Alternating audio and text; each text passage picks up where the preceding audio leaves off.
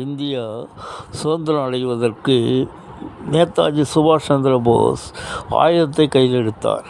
மகாத்மா காந்தி அவர்கள் அகிம்சையை கையில் எடுத்தார். ஆனால் அகிம்சையே வெற்றி பெற்று இந்தியா சுதந்திரமானது. அடிமைத்தளத்திலிருந்து சுதந்திர மனிதர்களாக நிமிர வைத்தார் மகாத்மா காந்தி அவர்கள். நேரு அவர்கள் இந்தியாவுக்கு பலம் சேர்த்தார். அடுத்து இந்திரா காந்தி இந்தியாவை நிற்க வைத்தார்கள். வி நரசிம்ம ராவ் பிரதமராக இருக்கும்போது டாக்டர் மன்மோகன் சிங் இந்திய நிதியமைச்சராக இருந்து இந்தியாவை தலை நிமிர்ந்து நிற்க வைத்தார். டாக்டர் வாஜ்பாய் பிரதமராக இருந்தபோது பாகிஸ்தான் வாலாட்டியது. அப்போது கார்கில் போர் நடத்தி இந்தியாவுக்கு புகழை சேர்த்தார். நரேந்திர மோடி அவர்கள் பிரதமராக இருந்தபோது இந்தியாவை தலை நிமிர்ந்து நிற்க மட்டுமல்ல ஓடவும் வைத்தார். மற்ற நாடுகள் இந்தியாவின் பெயரை சொல்லும் அளவுக்கு மிகவும் உயரத்தில் கொண்டு போய் நிறுத்தியிருக்கிறார்.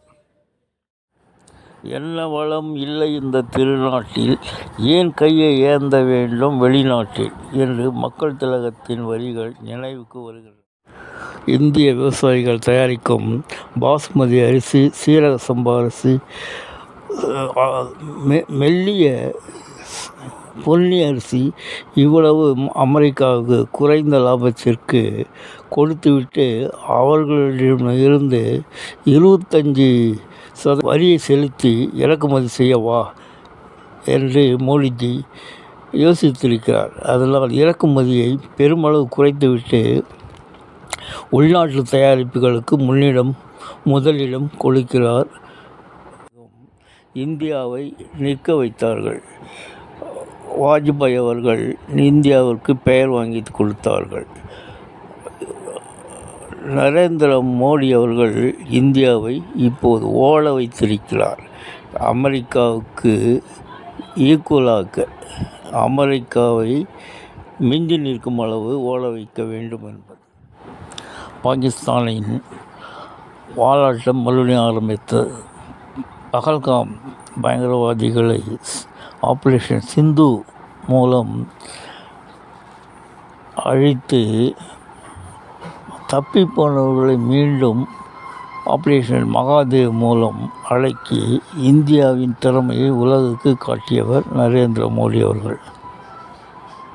அதனால் இந்தியாவின் ஆயுதங்களுக்கு, இராணுவ தளவாடங்களுக்கு உலக நாடுகளிலேயே நிறைய வரவேற்பு கிடைத்திருக்கிறது. அதனால் ஏற்றுமதியும் அதிகரித்துள்ளது. அதனால்தான் அமெரிக்கா பயந்து போய் இந்தியாவுக்கு அதிக வரியை விதித்துள்ளது. ஃப்ரெண்ட்ஸ், இந்த வீடியோ பிடிச்சிருந்தால் லைக் பண்ணுங்கள், ஜெயின்னு சொல்லுங்கள். தேங்க்யூ. ஜெய்.